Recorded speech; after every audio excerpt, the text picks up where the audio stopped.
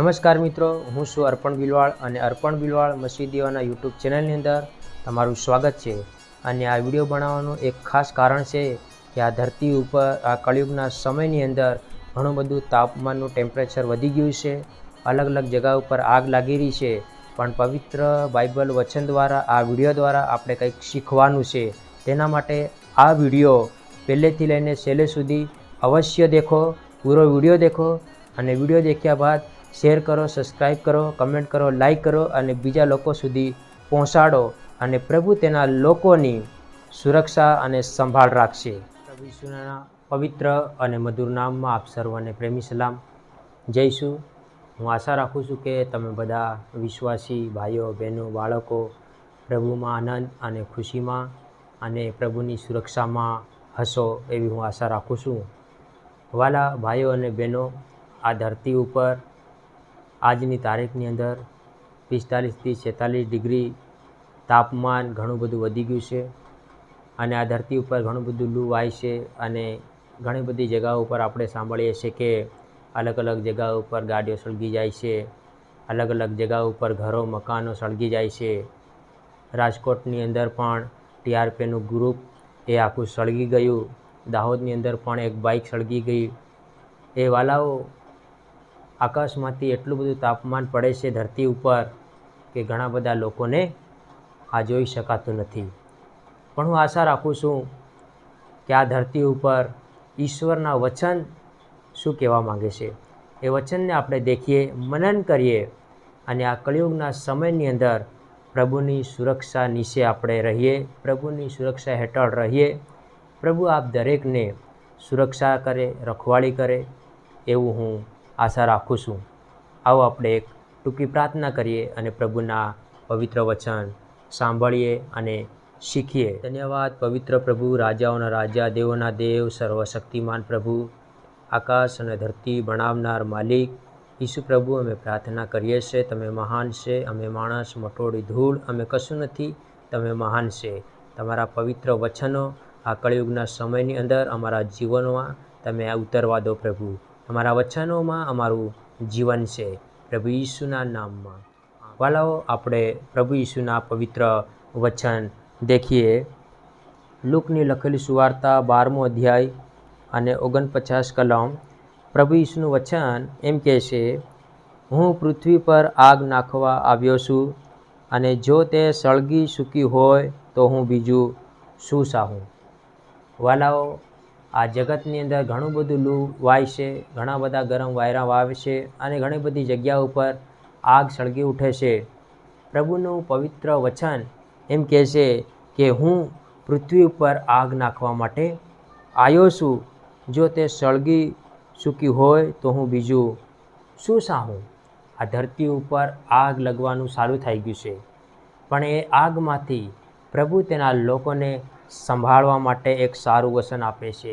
પ્રભુ ઈસુ એ આગમાંથી બચાવી રાખવા માટે આ ધરતી ઉપર શાંતિ અને સુખનું જીવન આલે છે. વાલાઓ, પ્રભુનો ડર રાખવાની ખૂબ જ જરૂરી છે. આ કળિયુગના સમયની અંદર ઘણો બધો ભયાનક સમય ચાલે છે. આ સમયની અંદર વાલાઓ, ઘણું બધું તાપમાન વધે છે, ઘણું બધું લૂ વાય છે.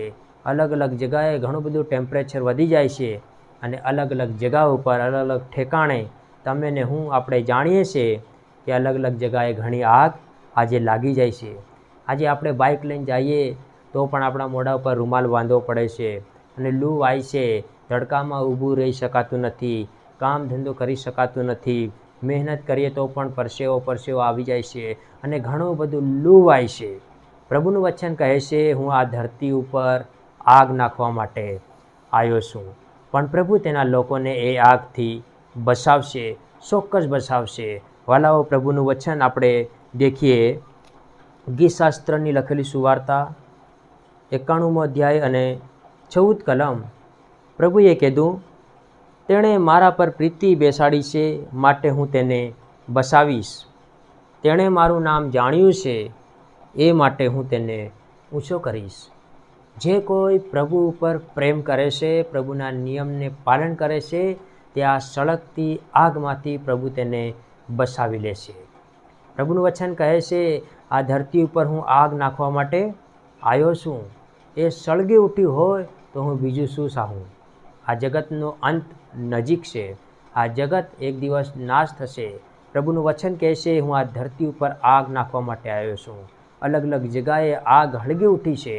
એ આગમાં માણસને રહી શકાતું નથી. શ્વાસ લેવામાં દિક્કત પડે છે, કામ કરવામાં દિક્કત પડે છે, મહેનત કરવામાં દિક્કત પડે છે. પણ પ્રભુનું વચન એમ કહે છે, જેણે મારા ઉપર પ્રેમ રાખ્યો છે તેને હું બસાવીશ. પ્રિય ભાઈઓ, પ્રિય બહેનો, વડીલ, વિશ્વાસુ ભાઈઓ, બહેનો, બાળકો, આપ સર્વ પ્રભુના સંતાનો પ્રભુ ઉપર ખરો પ્રેમ રાખીએ. પ્રભુ આ સળગતી આગમાંથી આપણને સુરક્ષા કરે, રખવાળી કરે, આપણને તંદુરસ્તી રાખે. અને પ્રભુનું વચન કહે છે, તે મારું નામ જાણ્યું છે એટલે આ ધરતી પર હું તને ઊંચો કરી, હર બાબતમાં ઊંચો કરી. કામમાં, ધંધામાં, મહેનતમાં, મજૂરીમાં, ખેતીવાડીમાં, બરકતમાં, આ બધા પ્રકારમાં પ્રભુ આશીર્વાદિત કરશે. પ્રભુનું વચન કહે છે કે તે મારા પર પ્રીતિ કરી છે, મારા ઉપર પ્રેમ કરે છે, એટલે આ આગથી હું તને બસાવીશ. પ્રભુનું વચન કહે છે, વાર્તા 12મો અધ્યાય 49 કલમની અંદર પ્રભુએ કીધું, હું આ ધરતી ઉપર આગ નાખવા માટે આવ્યો છું. એ આગ સળગી ઉઠી છે.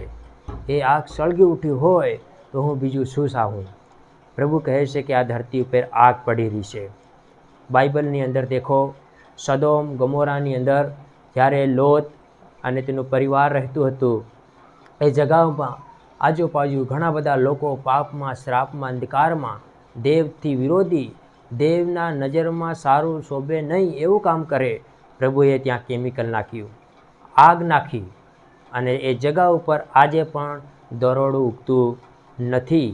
એ જગા શ્રાપિત થઈ ગઈ. એવી રીતે વાલા ભાઈઓ બહેનો, પ્રભુનું વચન કહે છે કે આ ધરતી પર હું આગ નાખવા માટે આવ્યો છું. અને એ આગ આ સમયમાં પડી રહી છે. એ આગમાંથી કોણ બસે? એ આગમાંથી કોની સુરક્ષા થાય? પ્રભુનું વચન કહે છે, ગીતશાસ્ત્ર 91મો અધ્યાય અને 14 કલમની અંદર, જે મારા ઉપર પ્રેમ કરે છે તેને હું બસાવી લઉં. ખરેખર પરમેશ્વર ઉપર પ્રેમ કરવાની જરૂર છે, મંડળી ભરવાની જરૂર છે, રવિવાર પવિત્ર પાલન કરવાની જરૂર છે, દેવના નિયમને પાલન કરવાની જરૂર છે, પ્રભુના શરણોમાં બેસવાની જરૂર છે. પ્રભુએ કીધું, તું મારા પર પ્રેમ કરે તો હું તને બસાવી રાખી, અને હું તને મારી પાંખો તળે ઢાંકી રાખી, મારી સાયા તળે તને હું રાખી. અને તે મારું નામ જાણ્યું છે એટલે આ ધરતી પર હું તને ઊંચો કરી. પ્રભુના આ પવિત્ર વચનથી આપણે પ્રાર્થના કરીએ, વચન અનુસાર પ્રાર્થના કરીએ કે પ્રભુ આ વચનો દ્વારા તમામ ભાઈઓ, બહેનો, વડીલો, વિશ્વાસુ બાળકો તેમજ પ્રભુના તમામ લોકોની સાથે પ્રભુનું આગમન તક, પ્રભુની સુરક્ષા બની રહે. આવો આપણે પ્રાર્થના કરીએ. ઓ ધન્યવાદ રાજાઓના રાજા, પ્રભુઓના પ્રભુ, દેવોના દેવ, સર્વશક્તિમાન પરમેશ્વર, આકાશ અને ધરતીના માલિક પ્રભુ, તમે વચન 12મો અધ્યાય 49 કલમની અંદર, હું આ ધરતી ઉપર આગ નાખવા માટે આવ્યો છું. જો તે આગ સળગી ઉઠી હોય તો હું બીજું શું સાહું? હા પરમેશ્વર, આ સમયની અંદર કેટલું બધું વાયરું, કેટલું બધું લૂ લાગે, કેટલો બધો તડકો પડે, કેટલું બધું ટેમ્પરેચર વધી જાય. હો પ્રભુ, અમે પ્રાર્થના કરીએ, વડીલ, વિશ્વાસી ભાઈ બહેન, બાળકો, તમામ દેવના લોકો પ્રભુ ઉપર પ્રેમ કરે અને પ્રભુનું નામ જાણે છે તેને પ્રભુ વસાવી રાખે. ઈસુના નામમાં મારી પ્રાર્થના છે.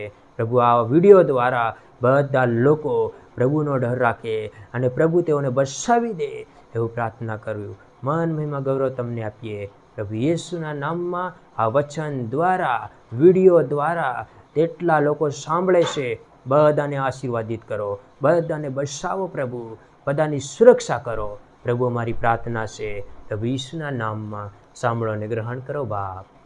આમીન, આમીન. જય ઈસુ બધાને.